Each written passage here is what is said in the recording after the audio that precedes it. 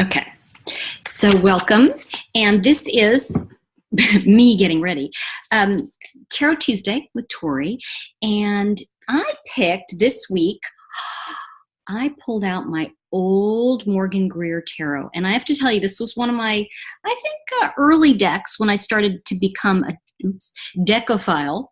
And I started to collect. And this is one of them that made it through many incarnations. And being a child of the 60s, I really loved a lot of that. I want to say Peter Max, that very, the dawning of the age of Aquarius, bell bottoms, a lot of that time, a lot of that very 60s look you'll find in this particular deck. So one of the things I want to say, and especially if you're a newer tarot reader, one of the things I want to say, and I'm going to just shuffle as we talk, that when you look at a reversal, it can be very confusing. And I have to tell you, when I first started reading, I really read all cards right side up. And that was because I didn't want to overwhelm myself with trying to figure out a reversal. And what happens naturally over time, if you start reading cards right side up, naturally over time, you're going to start to feel that's a retrograde or that's a reversal, you know. And because I know what's going on with the planets, of course, that's going to help in a tarot reading as well. So let's talk about that for 1 minute, and I'm going to pull some cards for you. I'm going to do a very quick success reading, and I'm going to make it up because I feel like that's what's coming up in the current time when I'm reading. So let's look at 3 elements of success, and let's put the story together. So let's look at what I'm not seeing, what I'll need to undertake, what I kind of know I'll need to undertake, and what that success is going to look like for me. So that's important because a lot of times we say, I want to be successful, and then we get there and we go, is this it? So I just need to tell you, as I'm, and I do this, by the way, I pull cards. A lot of people will shuffle and break the deck, and everyone has a ritual. Because I like to read the cards as they speak to me, I kind of go like this. I kind of feel an energy from a card, or I'll go, no, it's this one talking to me, and then I'll have that. So of course I pulled all reversals now that I'm saying don't focus on reversals. So what did we talk about? We talked about the inner, right? So what we really want, I'm going to turn them right side up so we can see them. And then I will talk about the reversals. And what success is going to look like for us becomes very important because you see sometimes, and I believe sometimes with a reading, we begin with the end in mind. And that's a very Stephen Covey thing. Remember, he said that in his 7 Habits of Highly Successful People. So let's begin with the end in mind. If we know success, it means this to us, right? This is our definition right now of success. And that's the Page of Swords. Now, if you remember the traditional Rider-Waite definition, the traditional definition is going to be, spying for good or evil, right? That was the old, I want to say, Eden Gray definition. And one of the things that comes to me with this is the idea of what feels right to me is there's a message here of feeling like I need to see what everybody else is doing in order to succeed. I need to be doing what other people are doing. And I'm going to tell you a story around this because I think it's very important sometimes. If we look at what's going on in this card, and I think it's very important in a sense to get that he's bringing a message.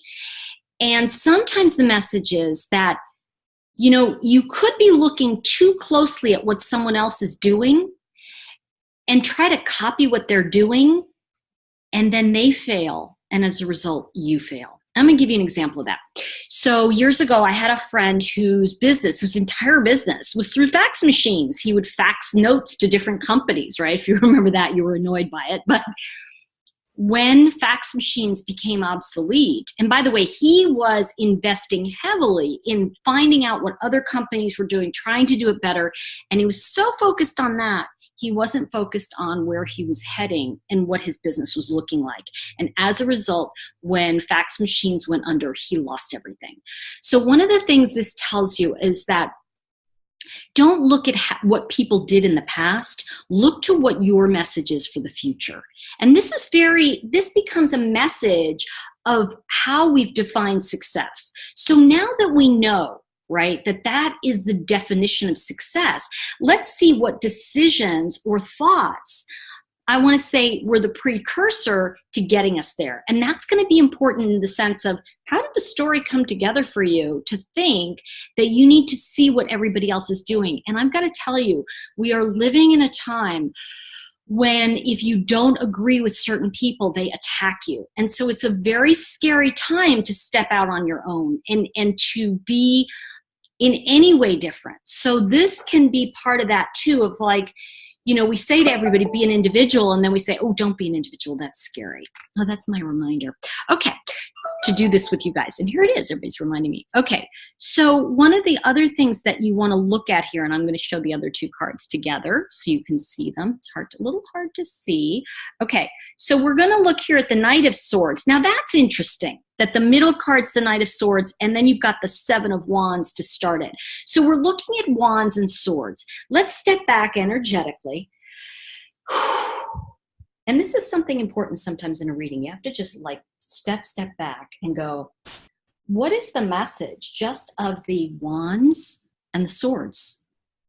Now, swords are air. So they can cut and they can protect. So one of the things you want to look at also with the Seven of Wands is that wands are fire, right? So they're like jumping in, but they're also knowing that you will succeed. So there is this inner wisdom, there is this inner knowing in you that you really are going to stand your ground. Now, sevens are tricky. Because remember, also I read with the chakra colors, right? So if we look at the sevens as that seventh chakra, we're also looking at this as a universal concept, a universal theme, and a message from spirit. So the message that is coming up underneath and from above for you is, I'm with you. Because if we look at that, we know that that seventh, if you will, spear or wand is of God, is of the higher spirit. And, you know, just to dispel anybody on this, I believe that the temple is within you. And if you are reading for the highest cause, if you will, you're always reading with God or goddess or whatever you want to call that. But I feel that this is in alignment with our highest self. So let's go back to this, seven. We are really looking here at you creating a universal concept, something you want to create for a lot of people. Now let's look at what's coming up for you, is that Knight of Swords. And what does he do? Now it's interesting because if you look at his sword here, there are tinges of red on it. One of the things we've realized is that he's going into battle. And we can look at, in the Morgan Greer here, the fire. Now, is the red on the sword a reflection of a battle having been fought? Or is it a reflection of the red castle or tower, the blowing up in the distance? Now, something I want to say about this. We know that the Knight of Swords also brings swift information. So I want to say to you that the opportunity is coming fast, and you know that. And yet at the same time, it's like, am I ready for that? Am I going to be ready for that call? Am I going to be ready? And here's the thing. When we look at this, it's kind of like, I have to look at what other people are doing, so I'm ready. Well, what I want to say to you as we're looking at these cards is, no, not necessarily. That's not necessarily what this is telling you. Let's pull one more card, because sometimes, and I do need to say this, sometimes, you know, a card is like a journey, a reading is like a journey, right? We're taking an arc. It's like that overview. So when we get to that final destination, it may not have the real answer. It may say, well, this is where you're going right now, but let's take a look at that other card that I just pulled that's going to give you a more complete idea of where you're going. Now, this is interesting because I look at this queen as a very hidden family agreements, right? Because I see her as sixth chakra. I see her as that fire of fulfilling something that has not been fulfilled yet in you in your hidden agreements. And I do feel that looking at people's past failures may not be for your highest good. Like, in other words, just because someone else failed at it doesn't mean you will. And that's very important, because I want to say to you that you do have on your side right now, I feel that there are people around you who want to support and help you, and I do feel you're going to get that support. So looking at this, I want to say to you now, remember I said they were all reversed? Let's look at the reversal, except the queen came up right side up. So let's look at this if I'm reading this reversed, right? We got reversed cards. What I want to say to you, if you're new, if you're starting out with tarot, one of the things I want to say to you is read reversals as breakthroughs. Start there. Start as an opportunity to look closer at it. Now, if we step back again and we say, what's our opportunity to look at things closer, right? We can look at this and go, do I really want this to be my story, or do I want this to be my ending?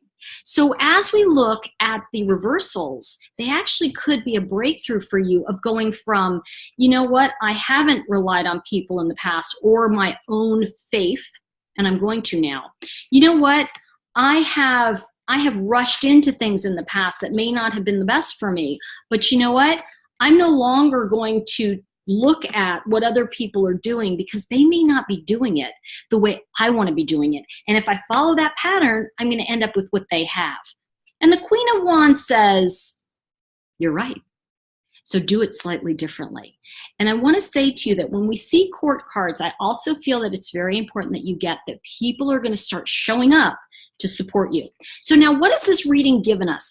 Well, just to let you know, it's where you were looking at, how you were overviewing what's going on, the possible outcome or support in that Queen of Wands. But the next thing is, as a reader, are we feeling this is complete? And I'm going to tell you, I don't feel it's complete. So I would go further. But because of this, I'm not necessarily. So what I would suggest you do is now pull for yourself, go ahead and pull your deck out and pull for yourself what your next steps are. What are you picking up? What's your next 3 cards? And knowing that you've made a different decision with that queen to look at things differently, how are you going to approach what's ahead for you? Please post your comments below here on YouTube. If you like what you're seeing, give it a thumbs up. And also, if you love it and you want more, subscribe to the channel. That way you'll get the first notice of when I'm doing these videos. And I hope you all have a fantastic week. And I hope it's as great as you are. Hi, Gavin.